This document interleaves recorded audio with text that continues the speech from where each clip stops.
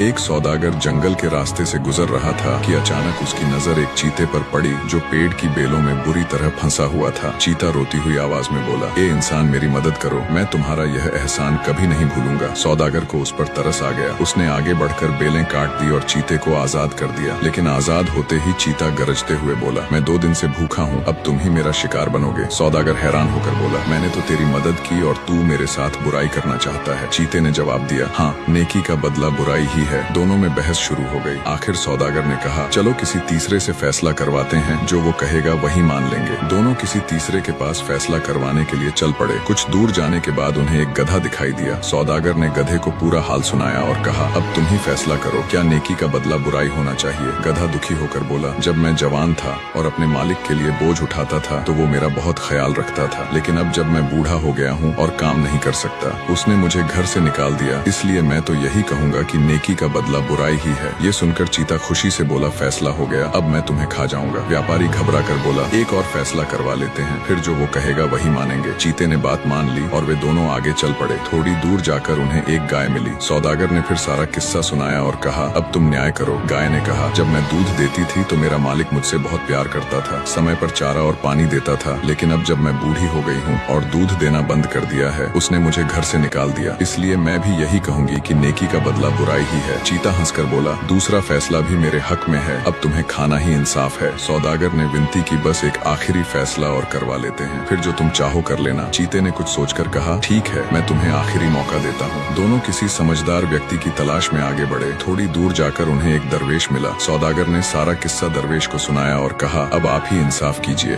दरवेश मुस्कुराकर बोले, पहले मुझे वो जगह दिखाओ जहाँ चीता फंसा हुआ था। जब वे दोनों दरवेश को उसी जगह पर ले गए तो दरवेश ने नरमी से कहा, अब इस चीते को फिर से वैसे ही बेलों में बांध दो जैसे वह पहले बंधा हुआ था, ताकि मैं अपनी आंखों से सब कुछ देख सकूं। जब वह वैसे ही बंध जाए तो उसे मेरे सामने आजाद करना, तभी इंसाफ हो सकेगा। सौदागर ने फिर से चीते को बेलों में बांध दिया। जब चीता फिर से फंस गया और सौदागर उसे खोलने लगा तो दरवेश बोले, रुको, यही इंसाफ है। ये खुद कहता है कि नेकी का बदला बुराई है, तो अब ये भलाई के लायक नहीं, इसे यही रहने दो। यह सुनकर सौदागर को दरवेश की अक्लमंदी का एहसास हुआ। उसने उनका शुक्रिया अदा किया और चैन के साथ अपने रास्ते चला गया। चीता बेलों में फंसा रह गया और देर तक सोचता रहा कि शायद नेकी का बदला बुराई नहीं, बल्कि बुराई का बदला बुराई होती है।